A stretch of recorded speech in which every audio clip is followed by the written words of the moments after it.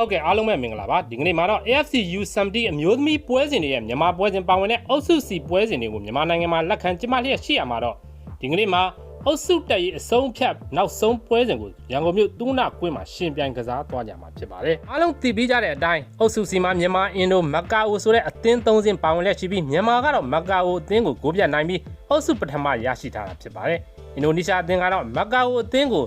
2-0 နဲ့အနိုင်ရရှိထားတာကြောင့်အုပ်စုဒုတိယအနေနဲ့ရပ်တည်လျက်ရှိပါတယ်။ဒါကြောင့်အင်ဒိုအနေနဲ့မြန်မာအသင်းကိုအနိုင်ရရှိမှသာခြေစစ်ပွဲအောင်မြင်မှာဖြစ်ပါတယ်။မြန်မာအသင်းအနေနဲ့တရေတမှတ်ရရှိအောင်နဲ့နောက်တစ်ဆင့်တက်ရောက်နိုင်မှာဖြစ်ပါတယ်။ကျွန်တော်တို့အသင်းအနေနဲ့မကာအိုကို9-0သွင်းထားလို့အင်ဒိုနီးရှားထက်ခြေစွမ်းကောင်းတယ်လို့ဆိုနိုင်ပေမဲ့ထဲ့သွင်းစဉ်းစားရမယ့်အချက်တချို့လည်းရှိနေပါသေးတယ်။ဒါကတော့ပွဲပန်းမှုဒဏ်ဖြစ်ပါတယ်။မြန်မာအသင်းဟာတရက်ပဲနားရတာဖြစ်ပါတယ်။အင်ဒိုအသင်းကတော့73ရက်နေ့ကမကာအိုနဲ့ကမ်းပြီးပြင်ဆင်ချိန်3ရက်လောက်ရရှိထားတာကြောင့်ပိုပြီးလန်းဆန်းနေမှာဖြစ်ပါတယ်။အင်ဒိုနီးရှားအသင်းရဲ့တောင်ပန်တိုက်စစ်တွေဟာလည်းအင်မတန်လျင်မြန်မှုရှိတာကိုမကာအိုနဲ့ပွဲမှာတွေ့ရှိထားရတာဖြစ်ပါတယ်။ဒါအပြင်ပြီးခဲ့တဲ့ပွဲမှာဒေါင်းငံဘော်တွေကနေဂိုးရအောင်စွမ်းဆောင်ထားတာကိုလည်းသတိထားသင့်ပါတယ်။မြန်မာအသင်းရဲ့ထိုးပေါက်ကစားဟန်တွေကတော့နေရာစုံမှဖြစ်ပါတယ်။ကျွန်တော်အကြိုက်ဆုံးကစားသမားကတော့ပင်မြင့်ဖြစ်ပါတယ်အသင်းကောင်းဆောင်ပြီးသူ့ရဲ့ဘောလုံးပေးပို့မှုတွေဟာအင်မတန်မှကောင်းတယ်လို့ပြောရမှာဖြစ်ပါတယ်ပြီးခဲ့တဲ့ပွဲမှာလည်းဒုတိယပိုင်းအရောက်မှာနောက်တန်းမှာနေရာအပြောင်းလဲလုပ်ပြီးကစားခဲ့တာကိုတွေ့ရပါတယ်